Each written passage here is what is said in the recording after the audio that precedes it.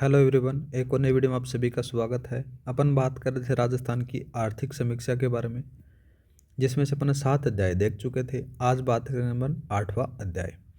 8वें अध्याय में पहला सवाल आ जाता है कि राष्ट्रीय शिक्षा नीति 2020 के तहत बाल वाटिका पहल के संबंध में निम्नलिखित कथनों पर विचार करें।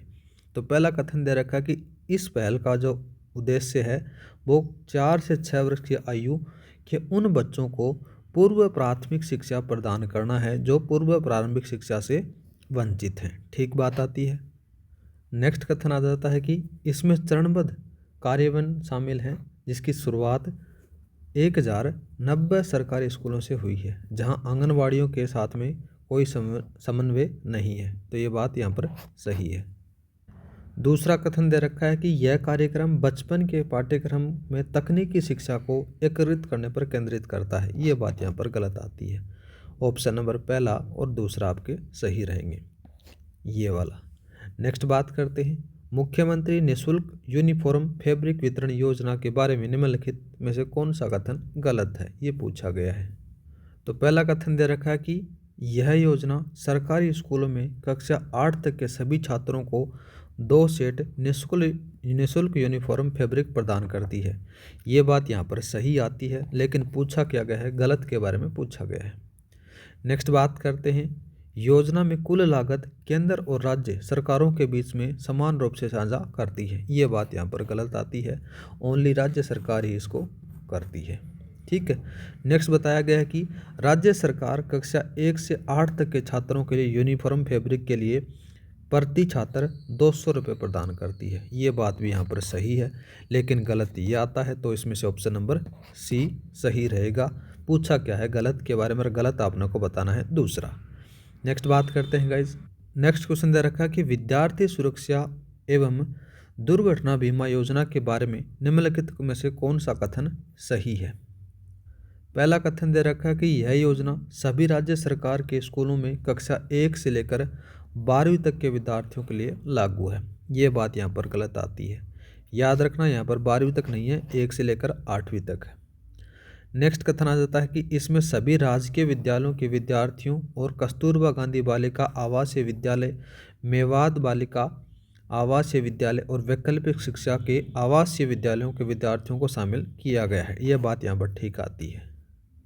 नेक्स्ट जो कथन आता है देखते हैं अपन। इस योजना को वित्तीय वर्ष 2021 में राजस्थान चिरंजीवी स्वास्थ्य बीमा योजना में शामिल कर दिया गया, लेकिन इसमें 2022 में शामिल किया गया, न कि 2021 में। तो इसलिए कथन यहाँ पर गलत हो जाता है। ठीक है। और नीचे वाला ऑप्शन के बारे में बात करें तो इस योजना के तहत केवल गैर आवासीय विद्यालयों के विद्यार्थियों के लाभ पात्र हैं। तो ये एक बात यहाँ पर गलत आ जाती है, क्योंकि अपन ऊपर पढ़कर आए हैं तो उसमें वो सारे सही हैं। तो ऑप्शन नंबर बी आपका सही रहेगा, ये वाला। नेक्स्ट बात करते हैं, ज्ञान संकल्प पोर्टल के संबंध में निम्नलिखित कथनों पर विचार करें।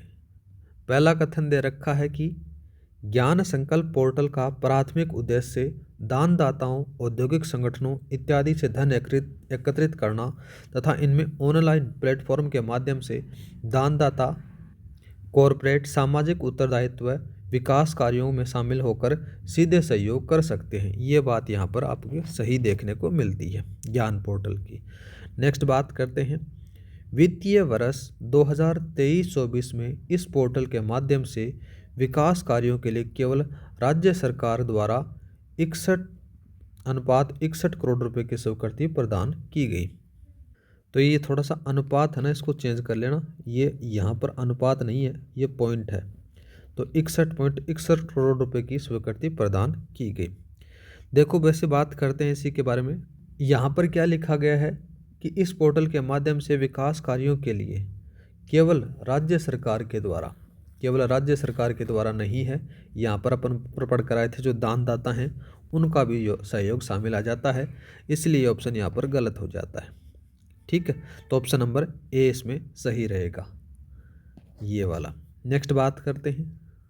नेक्स्ट कथन आ जाता है कि विधवाओं और परित्यक्ता महिलाओं के लिए मुख्यमंत्री संबल योजना के तहत निजी प्रशिक्षण संस्थाओं से 2 वर्षीय डिप्लोमा इन एलिमेंट्री एजुकेशन करने वाली महिलाओं को कितनी प्रतिपूर्ति राशि प्रदान की जाएगी। तो कितनी प्रदान की जाएगी, याद रखना गाइज, यहाँ पर बता रखा है 9,000 रुपये आपको प्रदान की जाएगी। नेक्स्ट बात करते हैं, मुख्यमंत्री अनुवर्ती कोचिंग योजना के संबंध में निम्नलिखित में से कौन सा कथन गलत है, वो पूछा गया है।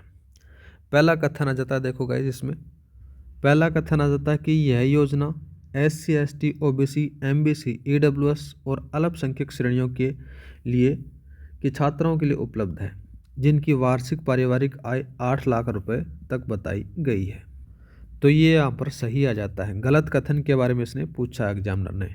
नेक्स्ट बात करते हैं, इस योजना के तहत लाभ अधिकतम 5 वर्षों के लिए प्रदान किए जाते हैं। तो ये यहाँ पर गलत आ जाता है। ठीक है, यह जो लाभ है ना 1 साल के लिए मिलता है, 1 साल, न कि 5 साल के लिए। और बात करें तो इसमें जो 50% हैं वो लड़कियां होती हैं। और इस योजना पोर्टल की जो शुरुआत की जाती है ये 4 जुलाई 2022 को लाया गया था। तो यहाँ पर ये भी गलत हो जाती है। यहाँ पर क्या लिखा गया है, यह योजना 5 जून 2021 को शुरू की जाती है। तो ये बात यहाँ पर गलत आती है। ये 4 जुलाई को स्टार्ट होती है। कब, 4 जुलाई 2022 को। ठीक है, तो ऑप्शन नंबर ये वाला सही रहेगा। इसने पूछा है गलत, ऊपर वाला सही है, याद रखना। नेक्स्ट बात करते हैं, नेक्स्ट क्वेश्चन आ जाता है कि विद्या संबल योजना के संबंध में निम्नलिखित में से कौन सा कथन गलत इसने पूछा है। पहला कथन आ जाता है, यह योजना गणित, विज्ञान, अंग्रेजी जैसे विषयों में विशेषज्ञों की सेवाएं प्रदान करने के लिए शुरू की गई थी। ठीक बात आती है। दूसरा बात करते हैं गाइज, दूसरा जो कथन आता है कि विद्या संबल योजना का उद्देश्य सरकारी स्कूलों के लिए केवल पूर्णकालीन स्थायी शिक्षकों की भर्ती करना है। तो ये बात यहाँ पर गलत आ जाती है। ठीक है, नेक्स्ट बात करते हैं, नेक्स्ट आता है कि योजना का फोकस प्रमुख विषयों में विशेषज्ञों को शामिल करके शैक्षणिक गुणवत्ता को बढ़ावा देना है। ये बात भी यहाँ पर सही आती है। तो ऑप्शन नंबर बी वाला आपका सही रहेगा। और गलत के बारे में इसमें पूछा गया है।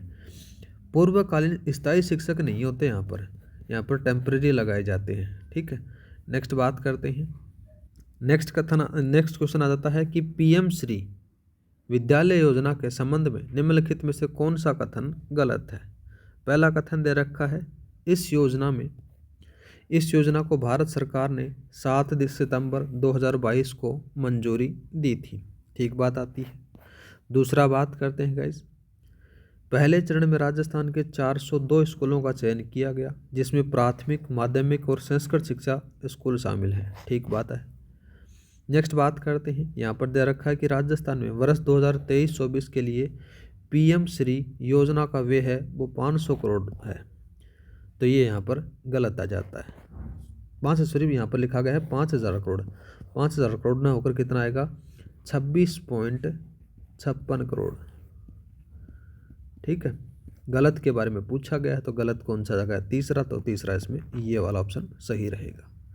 नेक्स्ट बात करते हैं, राजस्थान राज्य सरकार ने किस वर्ष कक्षा 1 से लेकर 12 तक के लिए सरकारी स्कूलों को महात्मा गांधी सरकारी स्कूल बोले तो अंग्रेजी माध्यम में परिवर्तित करना शुरू किया।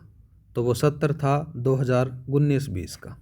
ठीक है, नेक्स्ट बात करते हैं, बाल विवाह और दहेज प्रथा जैसे सामाजिक मुद्दों के बारे में जागरूकता बढ़ाने के लिए माध्यमिक विद्यालयों कक्षा 9 से 12वीं तक की लड़कियों को निम्नलिखित में से किस कार्यक्रम में शामिल किया जाता है। किस में शामिल किया जाता है, तो याद रखना उसका नाम आता है गार्गी मंच।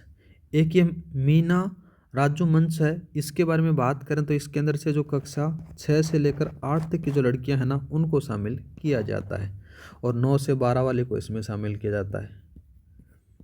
ठीक है, नेक्स्ट बात करते हैं, राजस्थान में संस्कृत भाषा के लिए पृथक निर्देशालय किस वर्ष में स्थापित किया गया था।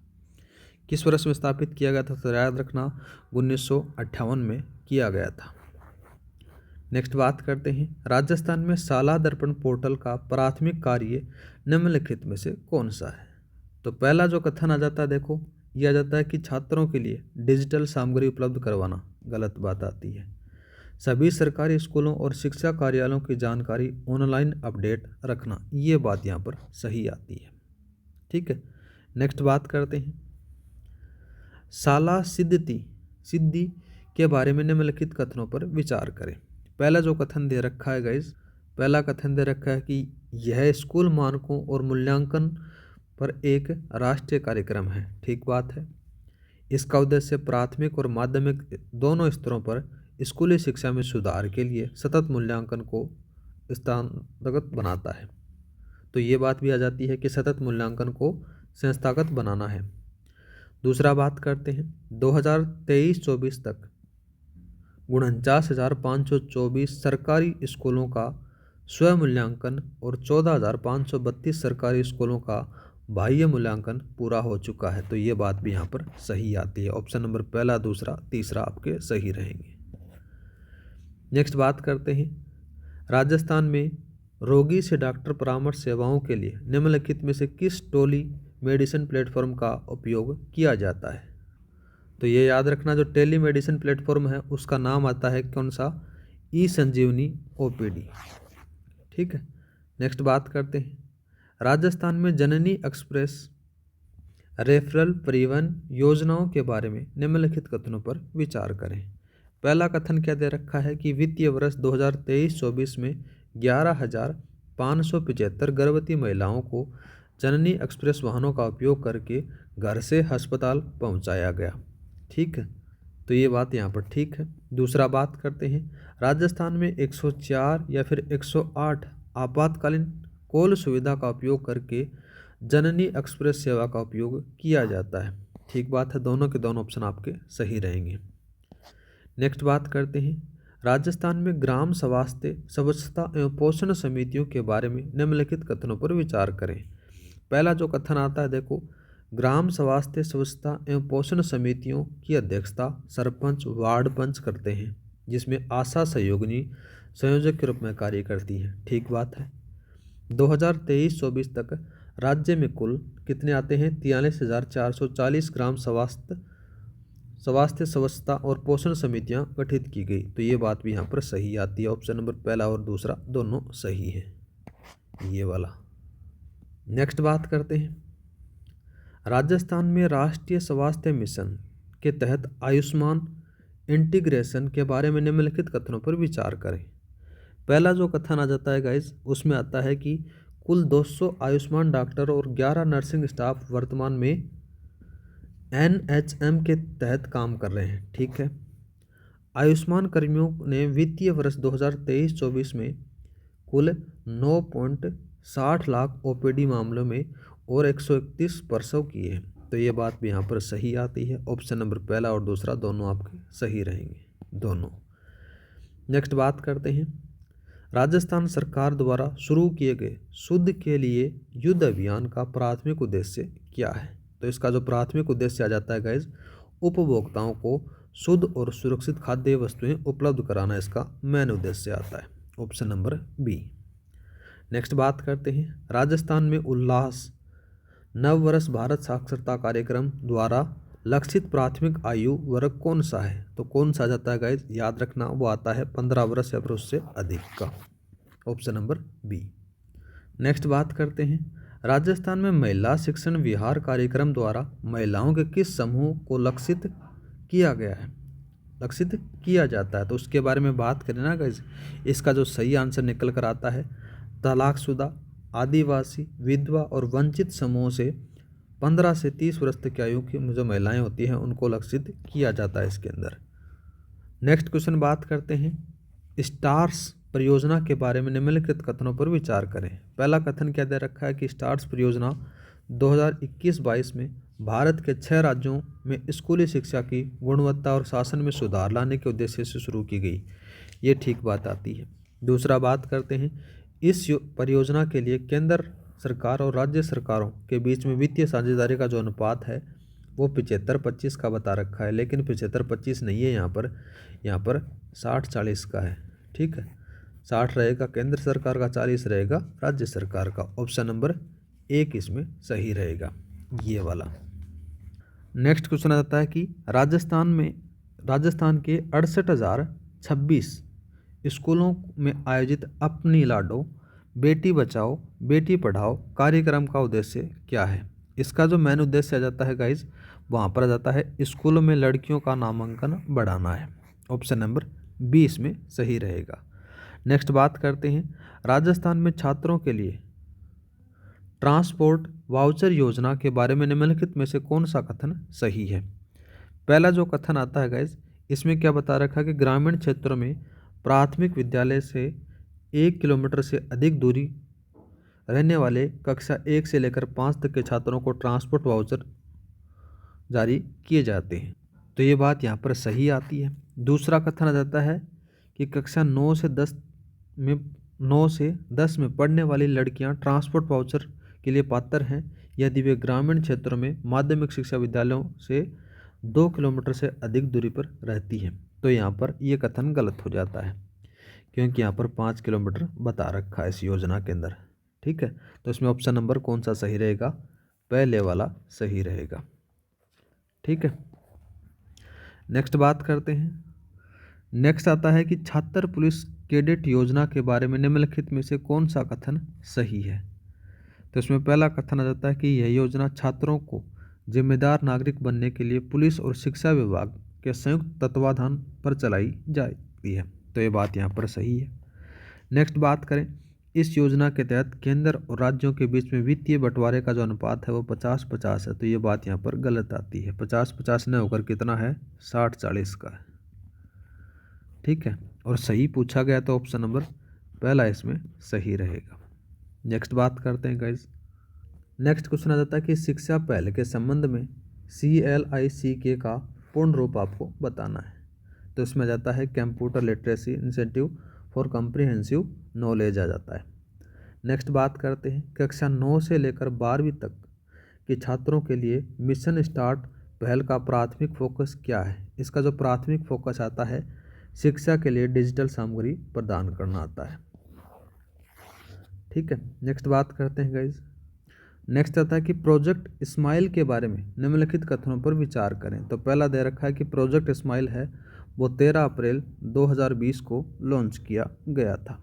ठीक है, तो ये बात यहाँ पर सही आती है। दूसरा देखा रखा है कि परियोजना का जो प्राथमिक उद्देश्य भौतिक कक्षा सिखाने को बढ़ावा देने और ई-लर्निंग को हतोत्साहित करना है, तो ये बात यहाँ पर गलत आ जाती है। वैसे देखा जाए तो इस प्रोजेक्ट का जो उद्देश्य है वो क्या जाता है कि सोशल मीडिया के माध्यम से ई-लर्निंग को प्रोत्साहन करना, जो 13 अप्रैल 2020 को लॉन्च किया गया था। तो इसमें ऑप्शन नंबर पहला सही रहेगा। नेक्स्ट क्वेश्चन दे रखा है कि निम्नलिखित में से सामुदायिक कर्मचारी राज्य बीमा योजना के संबंध में कौन सा कथन सही है। तो पहला कथन दे रखा है कि ESI योजना सड़क परिवहन, मोटर और शैक्षणिक संस्थानों जैसे क्षेत्रों में 10 या फिर अधिक व्यक्तियों को रोजगार देने वाली प्रतिष्ठानों पर लागू होती है। ठीक बात है। दूसरा बता रखा है कि ESI अधिनियम के तहत कवरेज के लिए सभी कर्मचारियों के लिए मजदूरी की सीमा 25,000 रुपये प्रति माह है, तो ये बात यहाँ पर गलत आती है। यहाँ पर कितने रुपए है, वो प्रति माह 21,000 रुपये, और ये 25,000 रुपये हैं वो विकलांगों के लिए हैं, ये याद रखना। तो इसमें ऑप्शन नंबर पहला सही रहेगा। नेक्स्ट बात करते हैं, राजस्थान में शनिवार को लागू किए गए छात्रों के लिए नो बैग डे पहल का प्राथमिक उद्देश्य क्या है। तो इसका जो प्राथमिक उद्देश्य आता है कि छात्रों को स्कूल बैग ले जाए बिना पाठ्योत्तर और रचनात्मक गतिविधियों में संलग्न होने के लिए प्रोत्साहित करना है।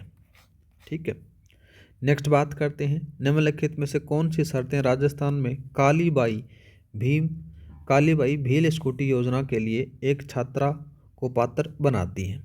तो पहला जो कथन आ जाता है कि लड़की की पारिवारिक आय प्रति वर्ष 2.5 लाख रुपए से कम होनी चाहिए। ठीक बात है। दूसरा बात करते हैं, लड़की ने RBSC में कम से कम 65% अंक और CBSE में 75% अंकों के साथ में 12वीं कक्षा उत्तीर्ण की हो, ये भी कथन यहाँ पर सही आता है। अगर ये योजना आदिवासी क्षेत्र में देखी जाती है तो याद रखना वहाँ पर कक्षा 10 को आधार माना जाता है, कक्षा 10 को, और यहाँ पर कक्षा 12 को आधार माना जाता है और जगह। ठीक है, तो इसमें पहला और दूसरा दोनों ऑप्शन सही है। नेक्स्ट बात करते हैं, राजस्थान में शैक्षणिक उत्कृष्टता के लिए राजीव गांधी छात्रवृत्ति की मुख्य विशेषता निम्नलिखित में से क्या है। उसी विशेषताओं के बारे में बात करें ना गाइज, तो जो पहला कथन आ जाता है कि यह छात्रवृत्ति राजस्थान के मेधावी छात्रों को शीर्ष 150 क्यूएस विश्वविद्यालयों में अध्ययन करने के लिए वित्तीय सहायता प्रदान करती है। तो ये ठीक बात आती है, ऑप्शन नंबर पहला इसमें सही रहता है। ठीक है, नेक्स्ट बात करते हैं और इसी के साथ अपन ये वाला वीडियो समाप्त करते हैं। मिलते हैं नेक्स्ट वीडियो में। जय हिंद, जय भारत।